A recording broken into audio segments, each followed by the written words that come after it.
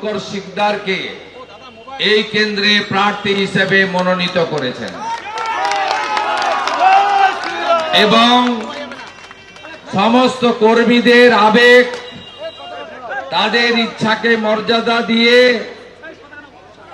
নেতা নয়, একজন আদর্শ কর্মী তথা সংগঠককে আগামী 5 বছর এই এলাকার গণদেবতা জনতা জনার্দনের প্রকৃত সেবক হিসেবে কাজ করার সুযোগ বিশ্বের সর্ববৃহৎ রাজনৈতিক দল ভারতীয় জনতা পার্টি শঙ্কর শিকদার মহোদয়কে দিয়েছেন।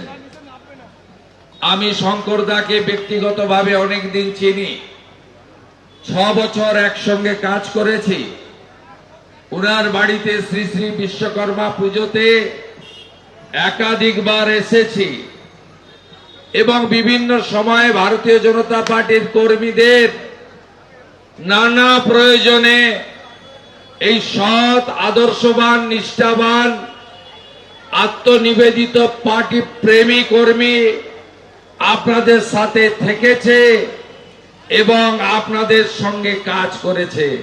আমি আশা করব আপনারা শঙ্কর শিকদার মহোদয়কে অনেক ভোটে জিতিয়ে চোরেদের হাত থেকে এই কেন্দ্রকে রক্ষা করবেন।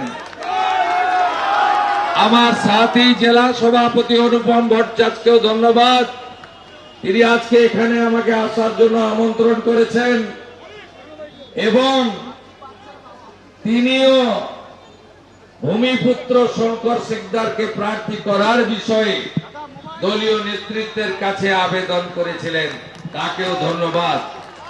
Old always gold. সোমনাথ বাবু এসেছেন, প্রাক্তন সভাপতি, দল যখন যা দায়িত্ব দিয়েছে পালন করেছে। এবারে দায়িত্ব এখান থেকে পদ্ম ফুল জেতানোর আমি ভাতৃপ্রতিম সোমনাথ ভাইকে এই দায়িত্ব দিচ্ছি। প্রচারে বেরিয়ে এসআইআর নিয়ে অভিযোগ শুনলেন দিলীপ ঘোষ। খড়গপুরের 8 নম্বর ওয়ার্ডের রাজক গ্রামে প্রচারে গিয়েছিলেন তিনি। এসআইআর এর নাম বাদ যাওয়া নিয়ে প্রার্থীকে অভিযোগ করেন এক ব্যক্তি। আমার কাছে স্টাফ 30 জন কাজ করে, প্রত্যেক মাসে সরকারকে 10,000 জিএসটি বলি, তারপরেও আমার নামটা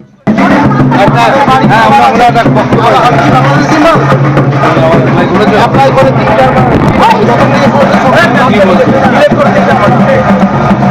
সরকারকে, আমার কাছে স্টাফ 30 জন কাজ করে, প্রত্যেক মাসে সরকারকে 10,000 জিএসটি বলি, তারপরেও আমার নামটা কি করে 30 জনকে কাজ দিচ্ছি।